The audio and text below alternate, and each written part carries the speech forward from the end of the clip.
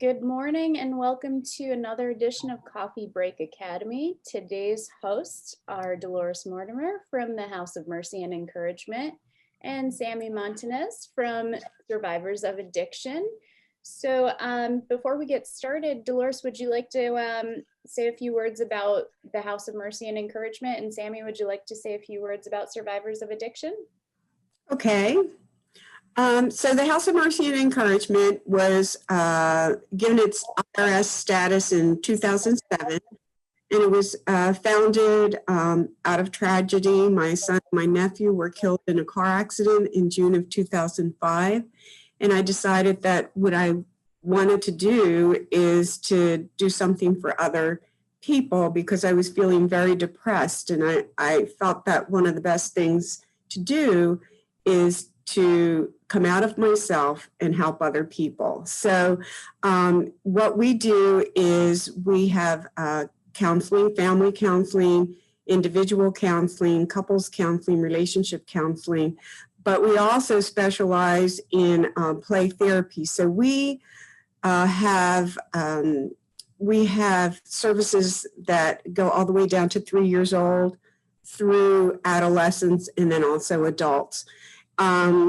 And so a lot of times children who have mental or emotional health issues also have learning issues. So we also have certified teachers to help the children academically as well. So that's basically what we're about, helping other people. Sammy, would you share a little bit about Survivors of Addiction for us? Yes. So Survivors of Addiction is a local nonprofit based out of Dunedin.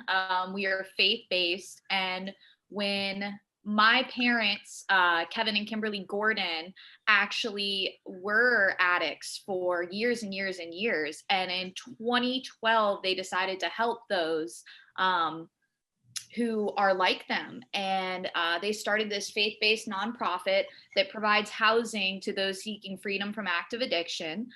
They provide people with the tools, supplies, and housing that they need to help them not relapse and, just pretty much stay off the streets and not, end up back in jail.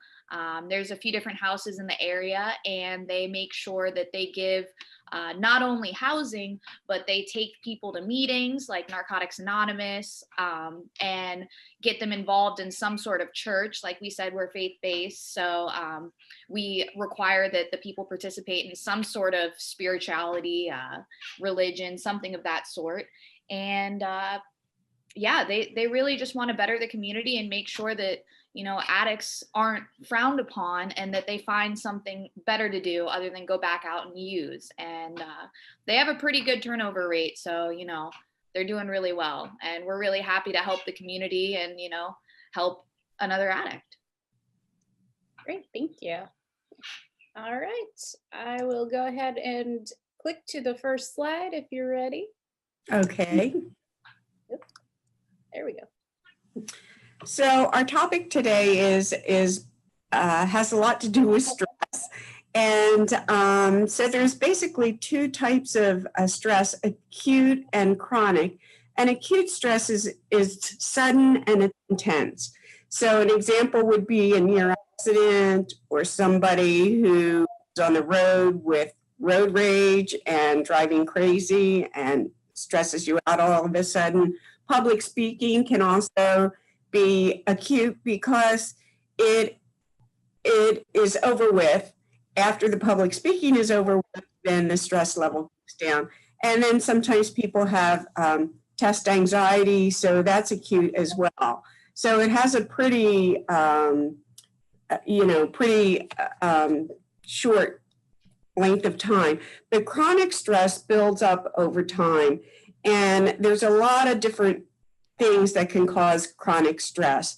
It could be relationship issues. It could be the fact that you're a caregiver, that you have financial problems, that there's illness in the family, that you have your family living conditions have changed. So there's a lot of things that can cause chronic stress. And I think that's what a lot of people are subjected to, especially now. And then there's eustress, which is good stress, and that's positive stress. So examples would be any life change, like a wedding. You've heard of bridezilla, right? So weddings, promotions are stressful because along with the promotion, even if it's financially advantageous, there's usually more responsibility that goes with that. Graduations, birthdays, a lot of times children have total meltdowns at their own birthday party and parents can't understand why that happened, but it's good stress, but it also causes a lot of emotionality. And then there's distress, which is negative stress. And so some examples of that would be job loss, divorce, death.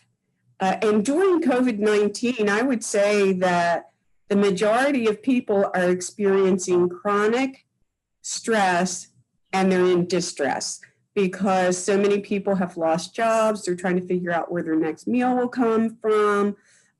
Some people maybe have not totally lost their job, but have a whole lot less income. They're underemployed. Parents are educating their children at home. And so there's really a lot of distress going on right now.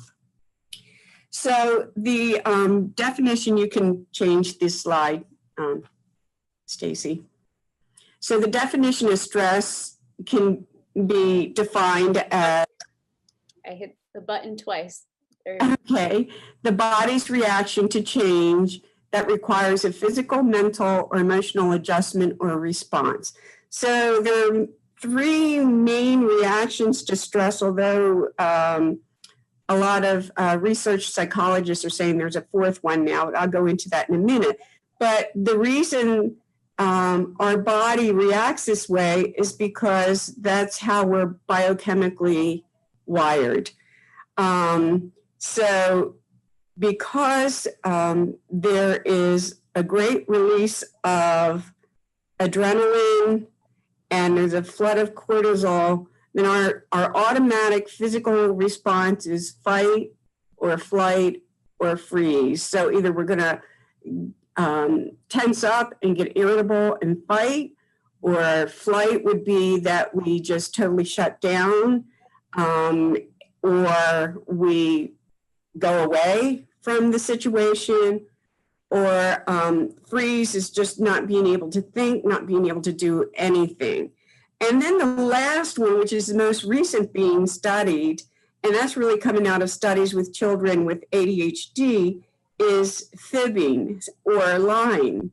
And they're finding that it's a form of self-preservation, that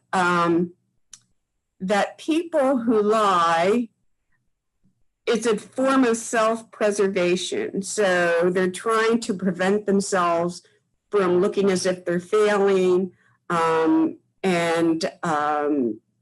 that they feel ashamed or embarrassed. So instead of that, they lie about the situation.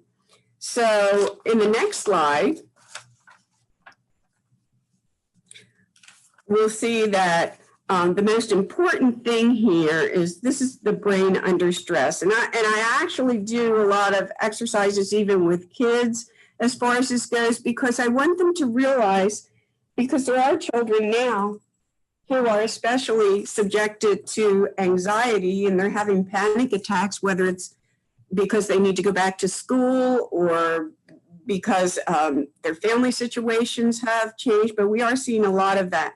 And so what I do is I actually have them make a brain out of clay and I point out these parts of it. So the most important part when it comes to stress is the amygdala, which is the small, if you see that small part, it's in the center of the brain and it really controls emotions. So if the amygdala basically is on fire, I guess you could say, then it's really going to be hard to think.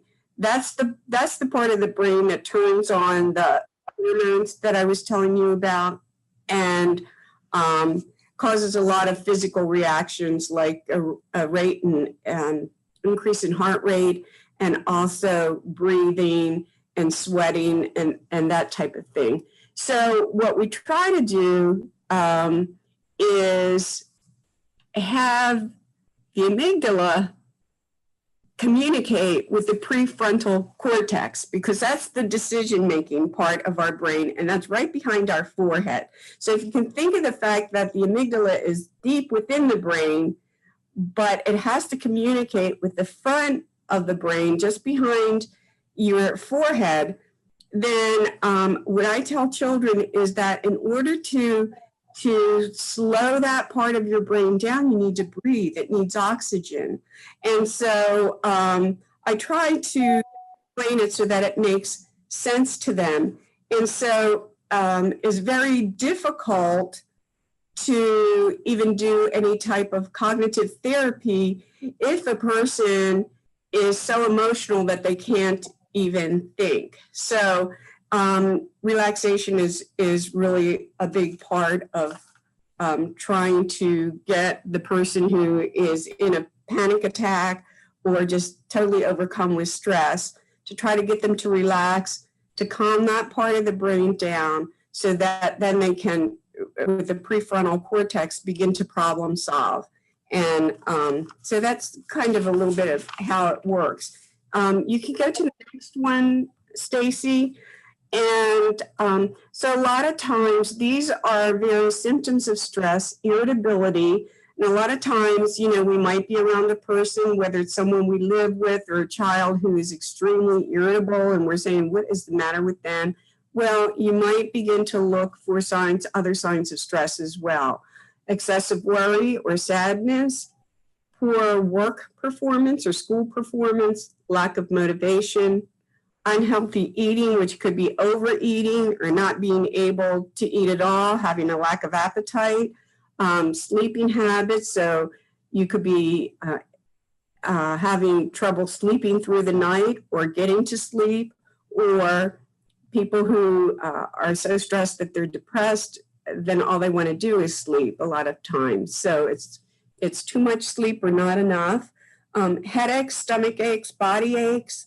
Sometimes little kids, like, you know, preschoolers will say, my arm hurts, but it's not really their arm that hurts. You know, they're having emotional symptoms that are coming out in body aches. Avoidance of activities once enjoyed. So, you know, whatever it was that you once enjoyed, maybe a hobby or whatever, you just really don't feel like doing that anymore. Emotional dysregulation, which could be that you get easily frustrated or impatient, or you get angry, you just have a low tolerance. Breakdown in communication with friends and or family relationships, inability to focus or concentrate, and just feeling like you're going to pop your cork. So, and a lot of times I say to myself, well, I won't say to myself, I usually say to my husband, I can feel my blood pressure going up. That's like when I'm about ready to pop my cork. Okay, so the next one is different stages of stress. So the first one is, I can do everything. So saying yes to all requests. And I'm a great yes person. And so, but, you know, over the years, I've learned that I really can't do everything. It just leads a lot of disappointment in myself. I set myself up for failure because I'm saying yes to too many things, and then I can't give anything my particular attention. So then eventually I moved to, well, I can't do everything, and I need to learn how to say no. When I was taking a pastoral counseling course, there was a deacon who was teaching that, who worked in a church, and he taught us that, you know, he worked in a big church, and he said there were lots of needs, but he also had a family himself, and he said that what he learned to say is, I would really like to, but I can't right now. Or he would say, I have another commitment. And he said, even if his commitment was to stay home with his family, that was a commitment, and it was an important one. So sometimes we really have to take a look at what we can do, and we really have to be realistic as to what our priorities are. The next one would be I don't want to do everything. So making choices, and this is where we should strive to be. So for me, for example, one of my things would be to delegate. And so delegate to people that you know are responsible and will do their job and carry through with whatever it is that you need them to do. So just coming to the realization that you need to make choices about what you want to do, and then also choices about what are you going to delegate to other people. And then the fourth one is, I don't want to do anything. And that's burnout. And I found myself on the edge of that a lot because it goes hand in hand with the number one, which is I can do everything. So I think in my field of counseling, I think also the field of nursing and doctors right now, and burnout can be really, really high if you don't take care of yourself. That as a result is compassion fatigue. And so a couple of weeks ago I just said, don't take any people in the afternoon. We're going to have lunch. We're going to take care of ourselves so that we can take care of other people. And then the next one, Stacy, would be 10 ways to de-stress. Pray is a good way of doing that, or just being silent and meditate. Talk to yourself in a positive way. You deserve to be kind to yourself. So I teach people positive self-affirmations like, I'm a good person. I deserve to be treated with kindness and respect. I'm special and unique. It's okay to make mistakes. Everyone makes mistakes. And so there's a lot of positive self-affirmations that I teach.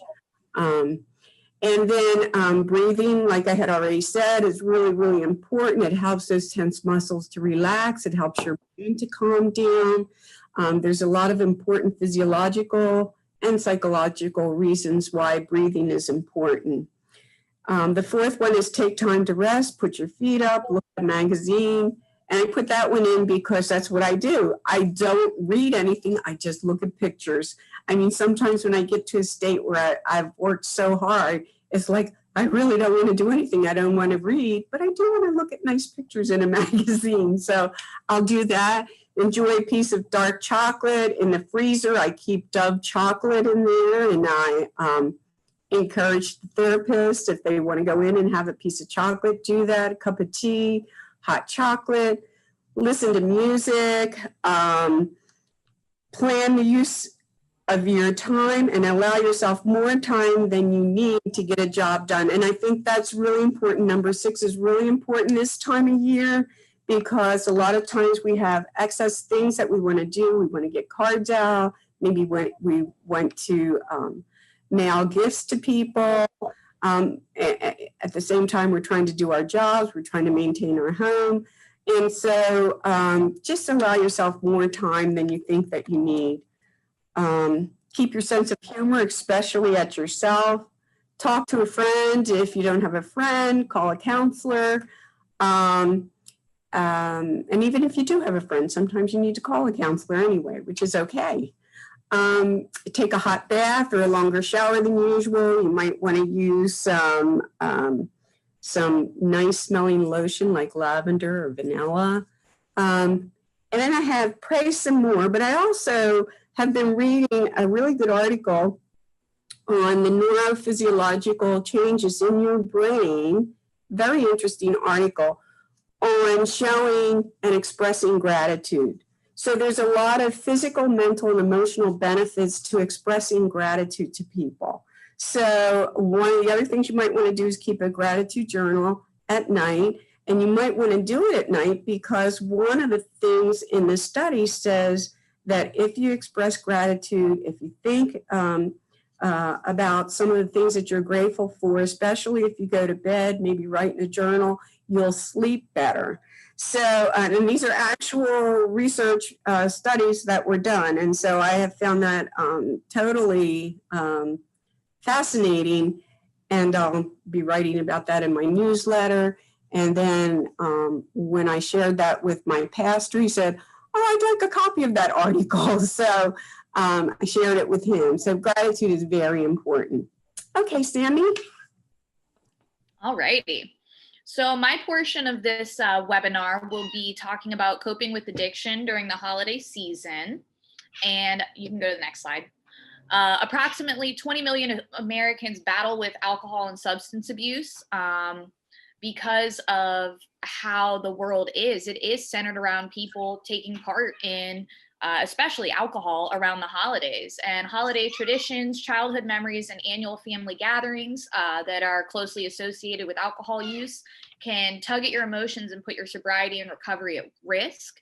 So the best thing you can do is to plan and prepare, just as with anything else, because if you already know something is going to stress you out, you might as well get ahead of the ball.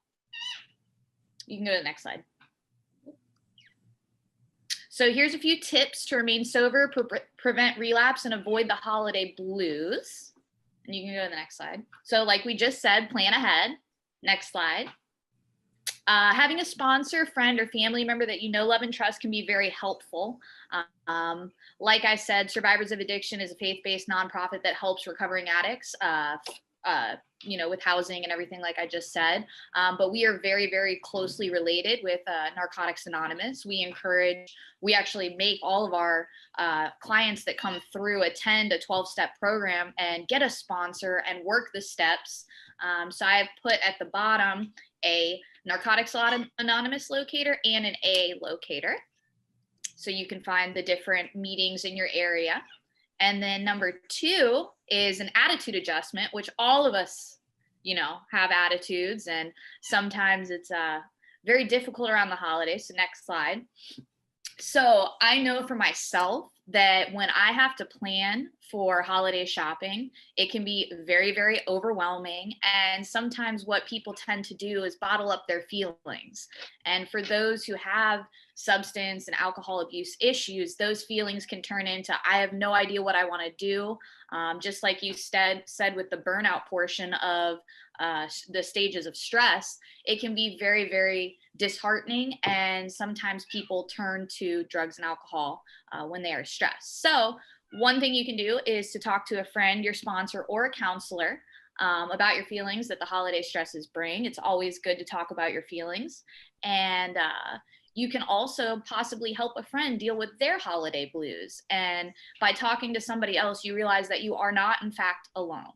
And as they say in Narcotics Anonymous, recovery is a one day at a time endeavor. So if you go to the next slide, one of the awesome pieces of literature that they recite at the end of their NA meeting is the Just for Today. So this is a good kind of affirmation that you speak about, and they ask people to tell themselves, just for today, my thoughts will be on my recovery, living and enjoying life without the use of drugs. Just for today, I will have faith in someone in NA who believes in me and wants to help me in my recovery. Just for today, I will have a program. I will try to follow it to the best of my ability. Just for today, through NA, I will try to get a better perspective on my life. And just for today, I will be unafraid. My thoughts will be on my new associations, people who are not using and who have found a new way of life. So long as I follow that way, I have nothing to fear. And it's really good to recite things like this aloud because it actually goes into your brain better. And it's good to even just look in the mirror and tell yourself, you're not alone, and that there are people who care about you out there. And that goes for anybody, not just necessarily addicts or alcoholics. Next slide.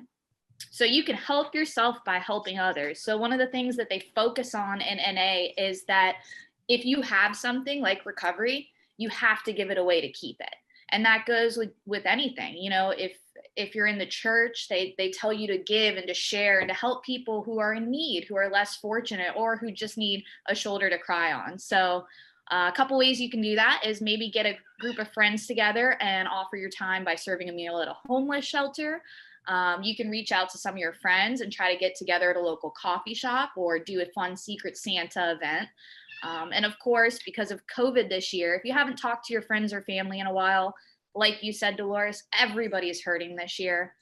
It would be great to, reconnect and have the big family gatherings, but that may not take place this year, especially with, those who have little ones or our older demographic. They may not want to get together in the ways that we're used to seeing. So it'd be good to do like a phone call, like a group FaceTime or a Zoom meeting. I know for myself, we did a Zoom birthday party, and we actually had people from all over the country, family members, join in on one Zoom meeting. And it was really cool. It was like one big party, and all of us went and got cupcakes. So we all sang to the birthday girl, and it was very cute. It was really different. Everyone was there. It wasn't like anyone missed out like usual. Some of my family is located in the Midwest, and some are out in California, and some are up in the Northeast. So it was cool that everybody could get together. And like I said, with COVID making this holiday season even more stressful, do everything you can to put a smile on someone else's face. We're all going through it. We're all experiencing stresses. So, give what you can. Next slide. And then be mindful of your triggers. So holiday parties and gatherings, like I just said, may look a little different this year. But if you do find yourself in a situation where there is alcohol, not everybody that you work with or that you may associate with knows that you're trying to stay clean or that you have an issue with alcohol abuse or drug abuse. So it's a good idea to maybe, get your own drink at the party rather than have somebody bring you some punch, because while taking one sip might not be a relapse, it still is not a good thing to do. And recognize your own triggers and have a backup plan. So have a friend, have a sponsor, or make sure that if you're out of town, look to where some of the 12-step meetings are. Like I've said multiple times, you guys are not alone in this. A lot of people care about you. And just make sure that you're prepared, because like I said, this is a very, very stressful year, and you don't want a certain place you're at to necessarily mess up the recovery and the sobriety that you've had this so far. And then this is my favorite part. So this, you can go to the next slide. Take the time to practice self-care. So anybody, recovering addicts or not, can practice self-care. And there's actually 5 different dimensions of self-care. And I've found for myself that if you don't focus on all 5, you're going to have a little bit of disarray in your life. So here are the list of dimensions, and I'm going to go through them. Hold on just a second. And read to you the different dimensions, and also give you some examples of things you can do to practice them. So the first one is physical self-care, and physical self-care involves your fitness and your sleep habits. This area also includes how you manage your stress, your medical checkups, and stuff like that. So for the physical self-care, make sure that you're getting enough sleep during the holidays. I know that everybody likes to push themselves to the limit, but right now, with everything going on in the world, like you talked about, Dolores, everyone's in distress. It's really unfortunate, but I know I'm empathetic myself, and I can tell when people around me are just not managing their lives very well. Maybe they got laid off, maybe they're going through a trouble at home, and it's very hard to be able to focus on myself when I feel everybody else's feelings. So sleep is so, so, so important. Also, go on a walk.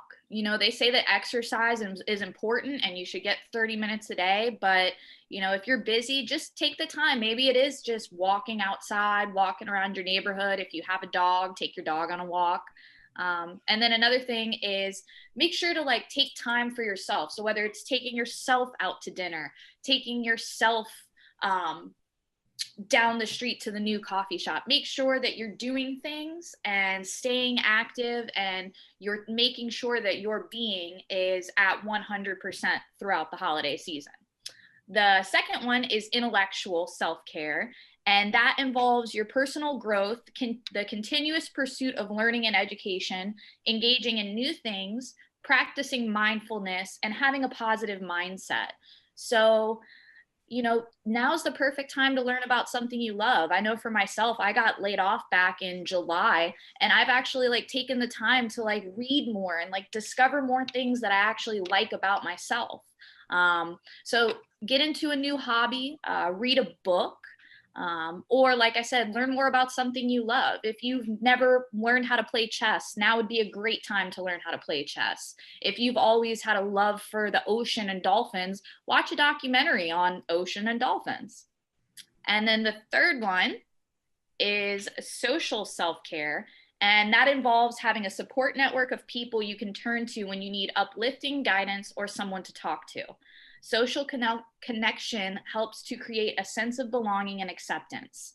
So again, call a friend, go shop with your family, reconnect with somebody that you haven't talked to in a while through Facebook.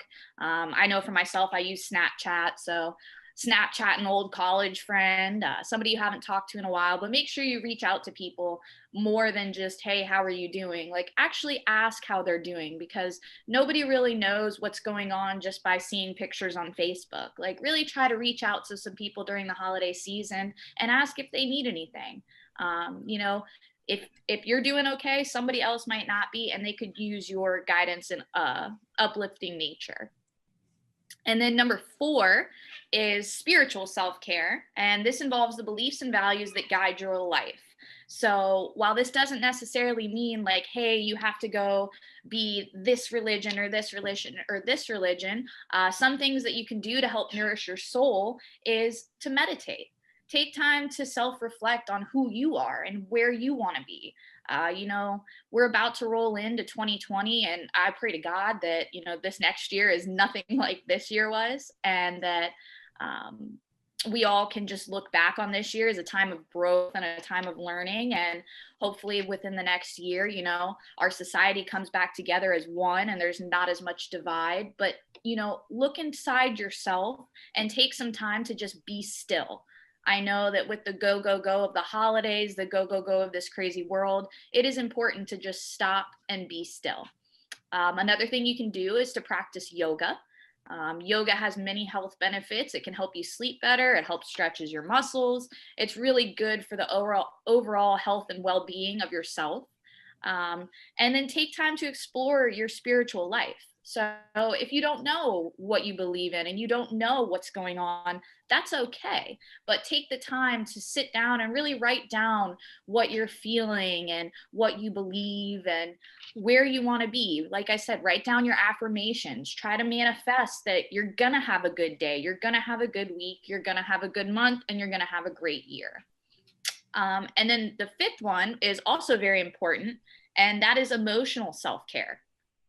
And emotional self-care involves the awareness of your feelings and emotions, dealing with stress positively, and cultivating a sense of compassion, kindness, and a love for ourselves and others. So like Dolores was talking about, learn how to say no. You don't have to say yes to everything. You don't have to go to every event. You don't have to do anything that you don't want to, because at the end of the day, you are the person that's going to make you happy. So make sure to set boundaries. I know for myself, I like to do everything for everyone, and then I forget about me. So it's important to, you know, set boundaries for yourself. If you like to take baths and you have a busy week, make sure you set a time aside for yourself where at Friday at 8 o'clock, I'm going to take a bath, and it's going to be an hour long and it's going to be great, and just do it. And then also, everybody makes mistakes. Everybody has bad days. Everybody gets stressed out. Everybody yells at people in traffic when they're driving too slow. So make sure to give yourself grace and to forgive yourself, because this has been one crazy year and we're about to go into the holiday season and we don't know what's going to happen. So just make sure to be gentle on yourself and to give yourself grace and be kind to yourself, because like I said, you are who makes you happy. And it's important that, you know, you practice this self-care and encompass all 5 of these different dimensions to make sure that you're okay. Next slide. All right. And then finally, never be ashamed for feelings that you are feeling. Everyone experiences the stresses of life and the holidays differently. If you feel like you are going to hurt yourself, someone else, or having a burning desire to use, there are multiple options to call or text someone out there that can help you. You can go to the next slide. And then I've listed a few different resources. Some people already know about them, like the suicide prevention hotline, that the phone number is there. You can call them anytime. They will help you. you know, if you know someone who you've been talking to them and you just don't know where their head's at, you can always call them and get advice. And then also, if you're feeling overwhelmed and maybe you can't speak and you're just like in a state of distress and you just want to text someone, the crisis text line is available right there. You'll text home to 741-741. And then the last two resources, I'll start with the bottom one, the National Drug Helpline. Anyone can call them if you're feeling like you're going to use. If you know someone and you're concerned about them, you can call this helpline. And then the one above it, the SAMHSA's National Hotline, is for finding treatment facilities or finding meetings. There's a lot of people there that just care about you and your well-being during the holidays, and they will offer different rehab centers, different treatment facilities, different recovery houses like Survivors of Addiction, and just a multitude of resources that you may not know about. So if you or a loved one is struggling with alcoholism or addiction, that is a great place to start because they offer a vast amount of knowledge and resources. So. And then if anyone wants to get in touch with you, Sammy, how would they, or Survivors of Addiction as a whole? You can go visit our website, survivorsofaddiction.com. Or you can email myself anytime, which is Sammy, SAMI, @survivorsofaddiction.com. And then we will put you in touch if you're just looking to for more resources, if you have questions or anything of that sort. We can discuss that and help you move forward with whatever you may need. Excellent. And Dolores for House of Mercy? Yeah, they can just call 727-786-7951, 727-786-7951, or you can even Google House of Mercy and Encouragement, and we come up right away with that. So I also wanted to mention that we do have scholarships available. So that's, you don't have to worry about having insurance. You don't have to worry about having money, whatever. We have full scholarships for people who feel like they need some help or they need somebody to talk to. So don't let money stand in your way of getting help.